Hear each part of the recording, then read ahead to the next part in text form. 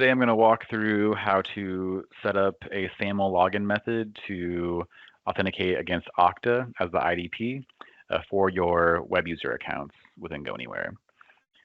So first off, I recommend going in and creating a unique cert key pair for the SAML login method. If you have a key pair you want to already use for that process, you can reuse that, but I'm going to go ahead and just create one that's unique for this process. You'll want to create that within the system key vault. So go into the system key vault here, manage certificates. I'm going to add a new key pair. I'll call this Okta SAML web, or leave it as Okta SAML. And it can leave the defaults for the algorithm and size. Password, I'll set that and store it with the key. Common name.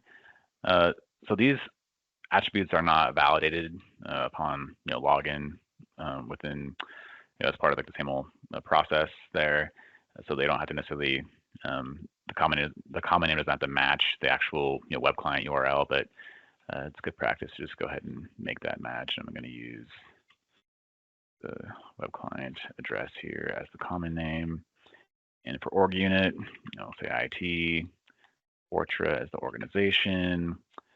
DB Omaha, Nebraska. That's where I'm located personally. And we'll set, use my work email here as the email address for the key pair, but this could be your actual, your team email address or inbox. It's an option. And then we do not need to set anything for the extended key usage or the SAN there. Leave those blank. Save that. Okay, and then next we'll go into users and then login methods. I'm going to go ahead and add a login method. Select SAML. I'm going to choose web users as the user type, but if you're going to create it for the admin accounts, you would select admin user accounts. But I'm going to walk through doing this for web user accounts today. Call this my Okta, or we'll go SAML, Okta web users. The logout redirect URL, I will point that to the login page for the web client for my instance. The identity provider tab, this gets populated by importing the federation file from Okta, which we'll export eventually, which we can't save the login method until we have these fields populated, but we're going to kind of leave it in a unsaved state from GoAnywhere when we go over to Okta side to build that out so we can export it and then import it over here. For the service provider tab, the entity ID, you get to choose what that is and set that. I'm going to just use the URL for the web client as entity ID. Use the same value for the name qualifier, and the private key name. We'll select the key that you created from the or within the system key vault. So I believe I called that Okta SAML. There it is. The password is stored with the key pair, so I'm just leaving that blank. And in this instance here, I'll require a signed assertion. The force authentication option, that's just saying that even if the user account already has a previous invalid security token, then they still have to re-authenticate to Okta. So if you don't want to require that, you want them to use a previously valid security context that has not expired, then you can leave this unchecked. So for a better user experience, leaving this unchecked, they won't have to authenticate as often, but we consider it to be more secure to leave the force authentication option checked, but you can consult internally with your security team and your identity team on what you want to require for that. And also encrypting the assertion, that's optional as well. I'm going to leave it unchecked for now, but that's just an option where you have to modify that within Okta and export the head cert basically from this the private key, basically this key pair that we're using here, import that over to the Okta side. But for now, I'm going to leave that unchecked. The authentication comparison, I think minimum is okay for Okta, but I will set that to exact. A lot of IDPs require exact. I know that Azure Intra ID requires exact, and I'm using password protected transport as I'm using password authentication to authenticate against Okta. So this is the valid authentication context here.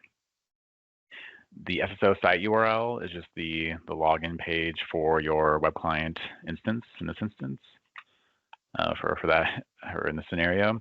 And we automatically append the web client SAML consume to the URL. Basically, that's going to be the assertion consumption URL that Okta will be sending the assertion to, that we then consume it and ingest it and parse it and validate and that the user account has authenticated or has failed or successfully authenticated to Okta. We then parse the user account name and any other attributes from the assertion. So that's where that gets sent to. If you have a different port, if you're not using 443 for the web client, it's a non-standard port, you would add that here. Let's say you're using 8443 instead of 443, just add your port here. Otherwise, using 443, just leave that blank. Okay, and then we have the option to export this data, these values, and to import into the IDP side. Okta does not support importing basically the federation information from an application. That's unfortunate, but most do. Okta does not. So this is typically a valuable option here, but it's just not supported on the Okta side. So we have to basically input this data manually over on Okta. The WS Trust field or tab, that can be ignored.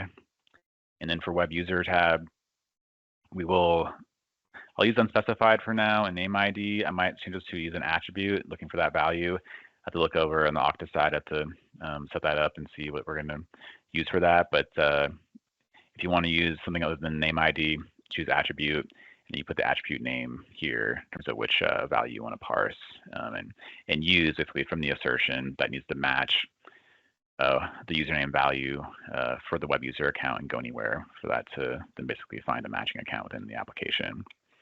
And we can create accounts automatically. If you check that box, then you want to map the different attributes from Okta. That's for first name, last name, email, and phone number. They're not required. If you're not syncing phone numbers to Okta, for example, you can leave that blank. But for auto creating accounts, using this using the just-in-time provisioning option, you'll want to add the attribute values here. And then the creation filter. So typically, when you are setting up the application on the Okta side, you're controlling access to the application in terms of who has access to authenticate to that app or use that service. So you may not need to add a creation filter here, but if needed, you could also use GoAnywhere to look for a certain attribute within the assertion. Maybe it's a group attribute, and if looking for the existence of that attribute to control whether or not we're going to create the account within GoAnywhere. Oftentimes, this is a bit of a unnecessary setting if you're going to control it within Okta or on the IDP side, which is more common, but you can also filter it here.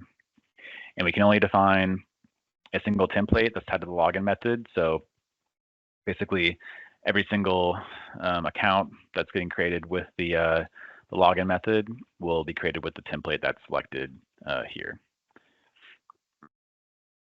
And I'm going to leave this unchecked for now. I'm going to go ahead and go over to the Okta side. I'm going to go back to name ID. So let's go over to Okta now to sign back in.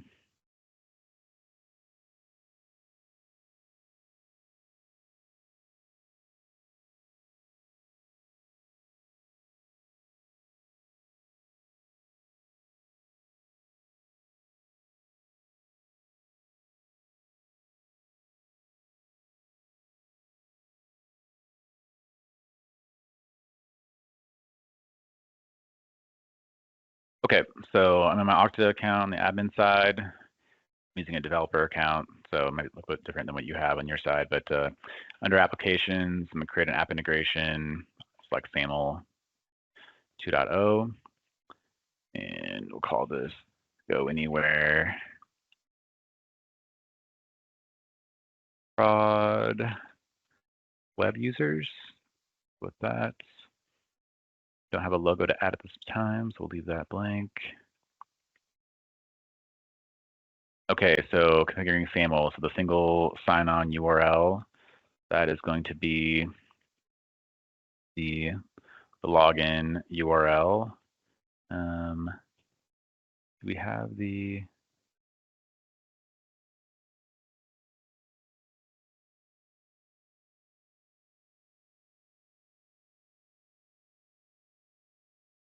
let's look and see where I actually have to pull the XML file from,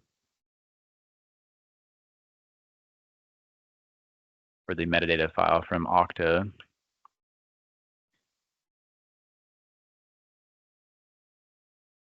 Okay, so I believe this is going to be the search and consumption URL here. Let me go ahead and grab that.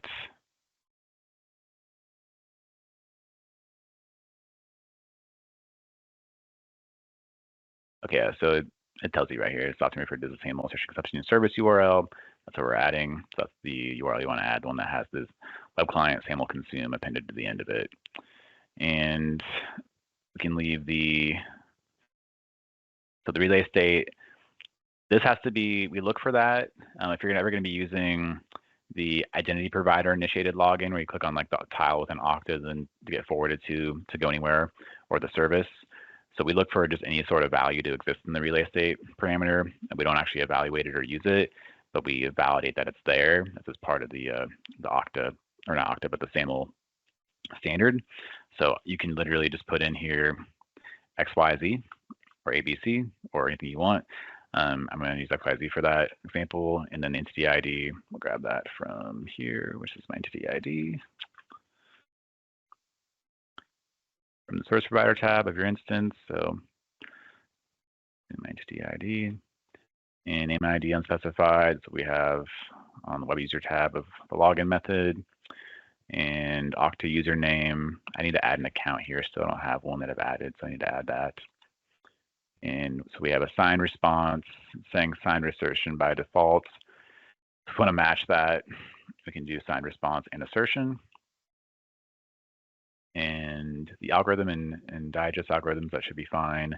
Unencrypted, but again, if you wanted to encrypt this, you would choose encrypted, and you would export the head cert from the key vault for my Okta SAML cert, and then import that into the Okta side, and then you can check the box for encrypting the assertion. Okay.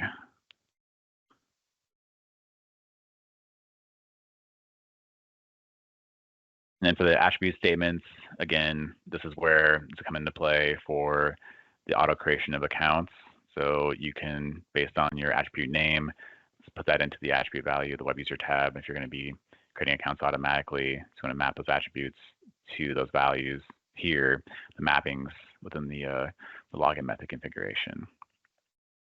I'm going to uncheck that for now, but you go ahead and save this, I believe. I don't work in Okta too often, so I thought that there was a location to export the Okta metadata file. We'll go ahead and hit next.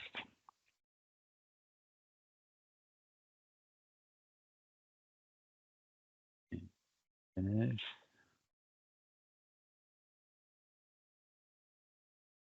Okay.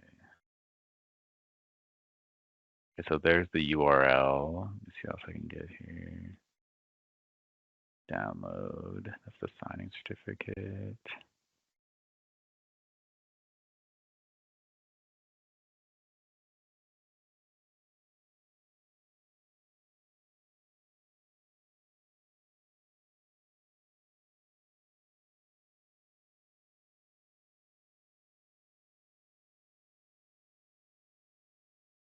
Okay, so let me see if I can just save this to file. There's probably a place to export it. I know that there is, at least there used to be, but I'm going to go ahead and just save this. The Federation metadata. Okay, so back over to GoAnywhere MFT. You go to the identity provider tab, import metadata. That should also pull over the cert, the signing cert. So let me go ahead and go to downloads, import this file. and we'll import that system key vaults and import. Okay, so populated the entity ID, post URL, redirect URL, and then also imported the certificate into the key vault. And so what happens is the cert that gets imported, we import that cert with the same name as the entity ID that is set here. And that's how GoAnywhere finds the correct cert to use for this login method. That's how it works in the back end. And now I can save this login method. Okay. I still need to add a user account on the Okta side of things. And go to my assignments.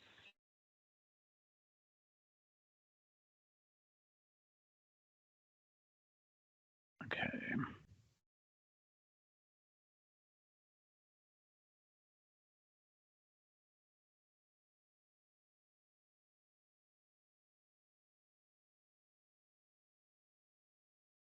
Not sure what's going to get passed exactly, but essentially what I need to look for is my user account within GoAnywhere is jared.foster@fortran.com.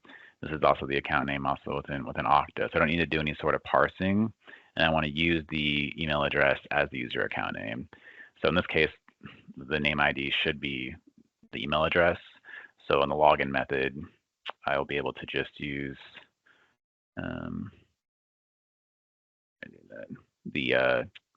the name ID as the username value. Okay, so then to basically initiate or to use the SAML login method and start testing this out, a couple things we want to do. We first will want to, under reporting, global log settings, if you go into the general tab, set the log level to for your instance to debug. When it's in debug log level, then we're actually going to record the assertion request and response in GoAnywhere's log file. So we can see what's actually being passed and what's going on within there. Additionally, if we go into services, service manager, we want to edit the HTTPS service, and we'll want to associate the SAML login method to the listeners. So I will select my SAML Okta web users. It's a new one. I've had Okta in the past. This is a different one that I'm doing now. And choose that for both of your listeners. Then we'll save that, and I'll restart these.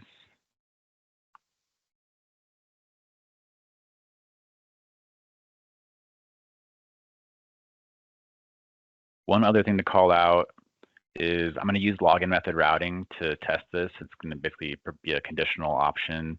So you can authenticate some accounts using the GoAnywhere login method. Maybe some are using LDAP, some are using Okta. If you wanted to force all accounts to use SAML authentication, that can be done. You simply just check this box to force identity provider login. And then when accounts hit the login page for the web client, they're automatically going to get redirected to Okta to log in. I may show that at the end if we have enough time here, but otherwise, I'm going to show it using login method routing, which is what you want to use initially to test it out, so you basically can allow for the least amount of disruption. So cancel that, and then to turn on login method routing. So initially, if I refresh my web client page, I have the username value and the password field. With login method routing, we enable that the password field is going to disappear, and it's going to look at the user account name, what's entered there, to either display the password if you're logging in locally, or if not, it'll redirect you to Okta in this instance. So conditionally, we'll look at the username pattern to then direct you to the correct login method to use for that account. So if I go into my users and then login settings, login method routing, for the web client, I'm going to enable that. And I'm going to add a username pattern here. So in a real world scenario, if you wanted to authenticate all of your internal domain accounts or a certain domain account to use Okta, you could do a wildcard and at fortra.com, and I would select my SAML web user Okta login method here. So then any account that enters in address that has at Fortra within it, it's going to redirect them to use Okta as for the login method there. So I will leave that configuration, enable that, save that. There's also an option if you wanted to use, let's say you had multiple different SAML providers, you could use user-defined as the login method, and then it will look to the configuration for the user account on what to use. When it's using, or you're defining the login method here, it's not looking at the user account, it's going to automatically redirect them to Okta. But if I was using user-defined, and then go to my Jared.Foster at Fortra web user account, authentication tab, it's looking for the login method here. So if I had GoAnywhere selected, it's going to just present the password field, and I would log in using my local GoAnywhere credentials. If I was using LDAP, it would, it's like my LDAP login method. If I'm using Okta, it would look to the login method to redirect to Okta. In this case, I'm using our defined Okta login method as the login method for the routing rule, so it doesn't even look to this value when I go to log in. So I'm going to leave that blank for now. Okay, so we're going to walk through this together. I may have to make some changes and do some troubleshooting as part of this process, so we'll see what happens. But again, I have the global log level set to debug, so we can look at errors together. I do need to refresh this page, so now you can see now with the login method routing enabled, I only have the username value showing up. And so if I enter in my Jared.Foster at Fortra.com, I'm going to go ahead and just copy that to the clipboard, hit next. I'm being redirected to Okta now. My password. Got to use the Okta verify, so that's good time. 416. Okay, let me that expired. I get a fresh one here.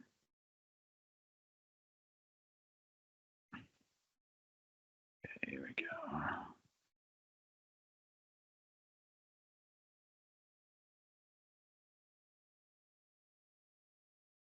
Okay, that worked the first try. So I'm authenticated, logged in, good to go.